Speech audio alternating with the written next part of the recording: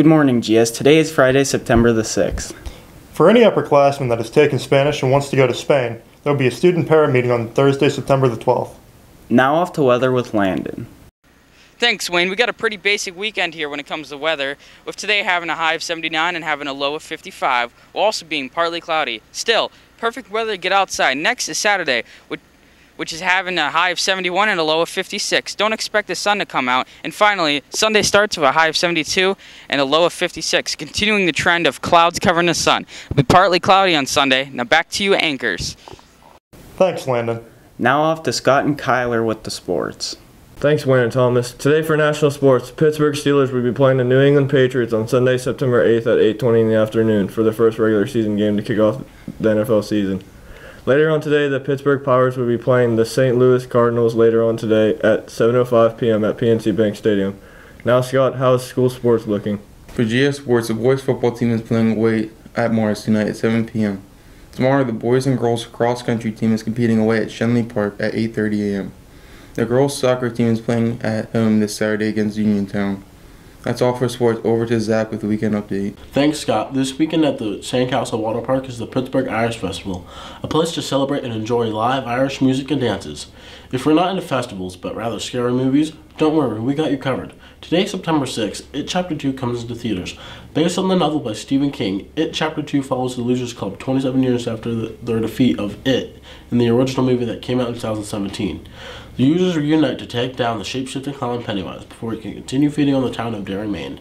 Starring James McAvoy, Bill Hader, Jessica Chastain, Andy Bean, and Bill Skarsgård. The movie is directed by Andy Muschietti and it is set to come out on September 6th. That's all for Weekend Update. Now back to the anchors. Thanks, Zach. Well, GS, to end the show, we're going to cut to an interview done with the new school resource officer. Thanks for watching and have a good day.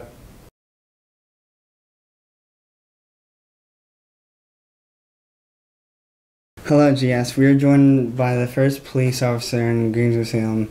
Today I'm going to ask him some questions. Tell us a few things about yourself. I'm married. I have 2 children.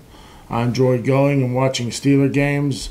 I also enjoy going and participating in motocross, and my favorite place to visit is Florida. Where did you work before you're a police officer, and what did you do? Prior to coming to Greensboro-Salem High School, I was a police officer, and I retired from the Uniontown City Police Department. When I worked there, I had held the rank of a sergeant. I was a detective, a member of the SWAT team, and I also was a member of the Fayette County Drug Task Force. Also, I'm a deputy sheriff. I still am an active police officer with Everson Borough Police Department. And before I came to Greensboro-Salem, I worked for the University of Pittsburgh Medical Center in McKeesport as a police officer. What can you provide the students at Greensboro-Salem?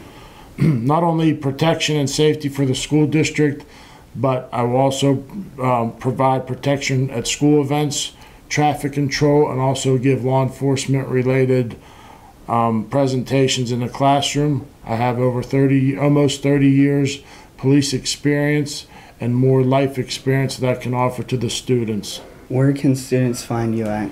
I'm located in between Principal Mr. Zilli's office and the guidance office, and if I'm not there, you'll find me walking through the halls and in classrooms. Why did you want to become a school police officer?